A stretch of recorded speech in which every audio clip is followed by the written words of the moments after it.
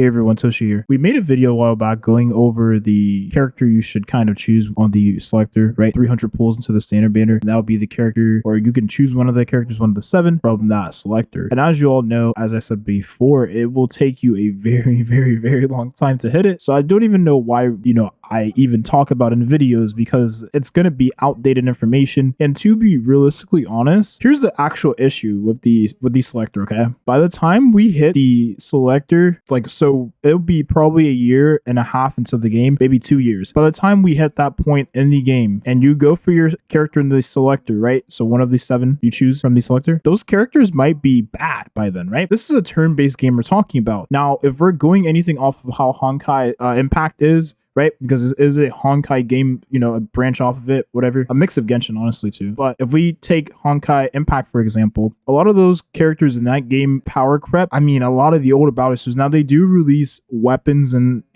kind of new stigma for battle suits that were old, such as Hersha Reason. By the time you hit the 300 selector on your account, those characters might be pretty bad. We'll probably have more choices for every character there, different alternatives. But yeah, it's kind of disappointing. So we go down to this comment here, and this person said that others already said it, but I have pretty solid data to add or whatever. I've wished on the standard banner in Genshin since May 6, 2021. That is nearly 2 years ago, right? At the time I'm recording this. I currently have 294 wishes saved up. I have not missed a day of Genshin ever, and I do all events. So we can safely assume that this person wishes on the limited banner, and they get the 5 wishes every month from the shop. And I would say every month pretty much. They get the 5 wishes every month from the shop. So with that in mind, we can honestly safely assume, since a lot of these systems and core, fundamentals of Honkai Star Rail follow suit from Genshin Impact, right? Such as the gacha, a near 1-to-1 copy. There's really nearly no difference. The only difference is the actual weapon banner. That is pretty much it. A lot of the other aspects in the game is the same, but this is mostly about the gacha, right? That's only really important. 294 wishes in 2 years is not unrealistic, especially for anyone that plays, that does their dailies in the game, right? Plays every day, does their homework. If you don't play every day, right? Let's say you're more casual, you don't play as much as other players, and you don't get the wishes in the shop every month. Let's say you skip months and stuff like that. You take a break,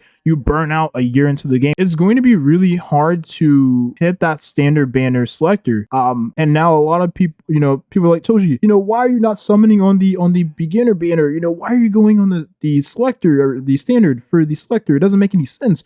You're wasting your time. You should just go ahead and hit the beginner banner because you get a character there. I risk the chance of getting a dupe character from the beginner banner, but if I hold my wishes and save up for that selector, I will get the character sooner rather than later, as I said before, and I will have a clear understanding of what character will still be good a year and a half to 2 years from now. I will mention this, we do actually get more pools in Honkai Star Rail, more standard banner pools in Honkai Star Rail than we do in Genshin Impact. So that's why I say a year and a half to 2 years, because this is about 2 years where this person hits 300 pulls into the standard banner, which, by the way, mind you, Hoyo, they calculate everything to the T.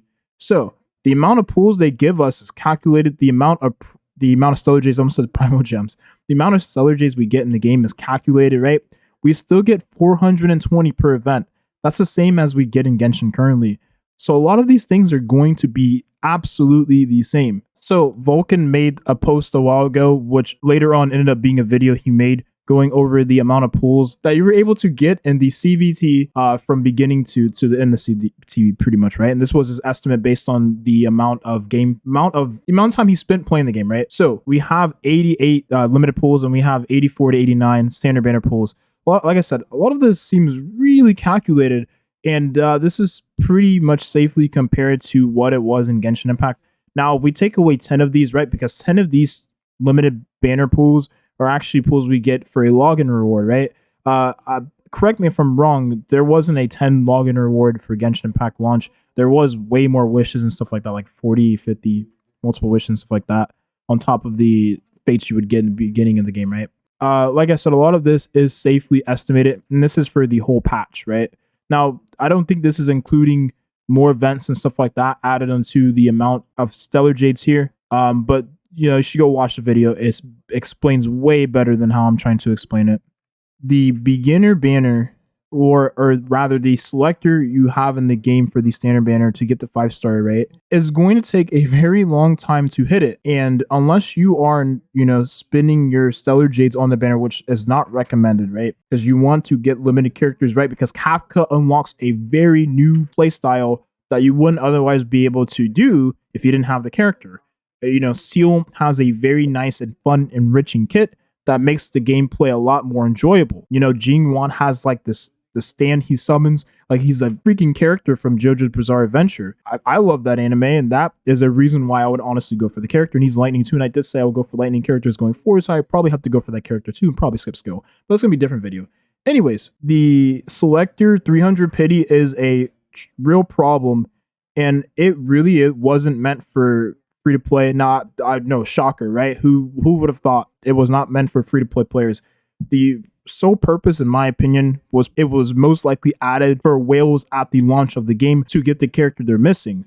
They're anticipating, and that's why there is 7 characters in the standard banner and 7 light cones also in the standard banner. They're trying to have a massive launch like Genshin Impact, where everyone was trying to get D-Luke, right? That's why I said that there's always that one strong OP character in the banner, which is Bronya. They want everyone to target that one super strong OP character. Your chances of getting Bronya, and I should not be saying this because I'm going to be re-rolling, so I'm going to be that specific person that is doing what I'm very much so saying to you right now. Your chances of getting Bronya from the standard banner is a 1 in 14th chance, okay? Your chances of getting the character from the beginner, right, is a 1 in 7th. However, it is more safe to go on the standard banner because if you're not re-rolling, of course, if you're not re-rolling, and the reason why it's more safe to go on the standard banner for the character is because you will hit that selector summon more quickly, and you still have a chance of getting the character along the way to the pity, right? So that's why for a lot of the whales, stuff like that, they probably will just skip the beginner banner and go on the standard banner for the character there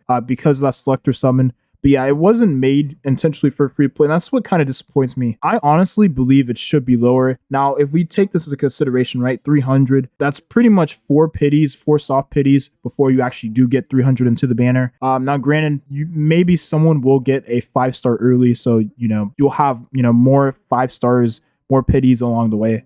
So that's like a little bit of grain of salt there. But 300 is a massive number, and it's something I'm not really looking forward to. However, this is probably the biggest problem I see with the game so far. Everything else seems fine. I think this game is going to be amazing. It's going to be great. I'm going to have a fun time. I can't wait to play with some of my favorite characters. Bronya, Himiko, RIP. The character kind of sucks, right? We're going to make a video on her. This is going to be the video here. Hopefully, this sheds some light on the situation that I think is that needs to be talked about. Like I said, I don't think they're going to change it or anything to do with the actual selector summon. That's most likely set in stone. So the 300 is going to be there. And by the time we do get to the 300 pulls into the banner, those characters probably will be power crept. Now, we can look at Genshin and say, okay, well, the characters in that game have not been power crept. But the honest truth of the matter is turn-based games are a little different, right? Because we don't have an elemental reaction, right, to buff characters that were previously bad, right? So let's take Kushing, for example. I love Kushing, and I think she's an amazing character. But if you don't put massive amounts of investment into the character, right, you don't have Dendro, the character is pretty bad. I personally use her without Dendro, but I have her with massive investments. I mean, C6 Kujosara, Bennett, Kazuha, Mistsplitter on the Kushing, right? And I have like godly stats. That's the only reason why I can make the character work.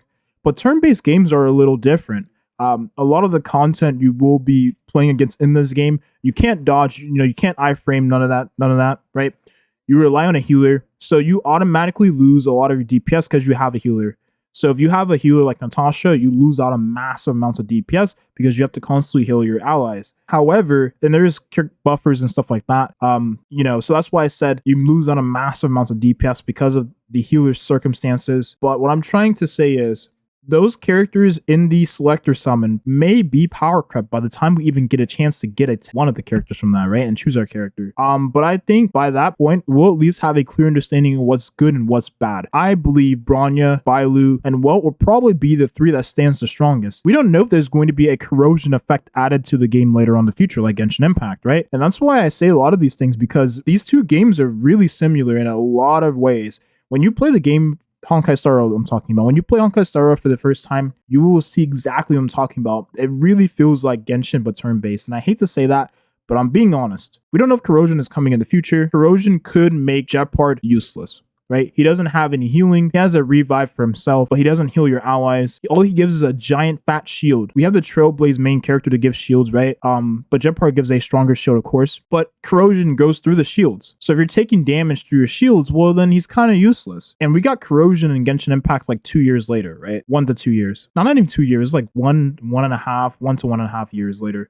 It was Inazuma around that time, right? And so that could completely shut down the character. And that's a mechanic that Hoyo already knows is pretty strong, pretty valuable, because that made Hu Tao useless, and Hu Tao was a really strong character. So that's kind of what I want to shed some light on. 300 selector summon is going to be it's going to take a very long time to actually hit the 300. It's honestly something I wish, could be different, because there isn't any true safety net on the standard banner. I mean, 300 is such a massive amount of pools, right? I mean, that's just a lot of pools. 300 is really not a safety net. I mean, it's really just baiting whales. But I think ideally what your goal might be, if you do, and let's say a lot of the characters get power crept and you're not like a character collecting player, right?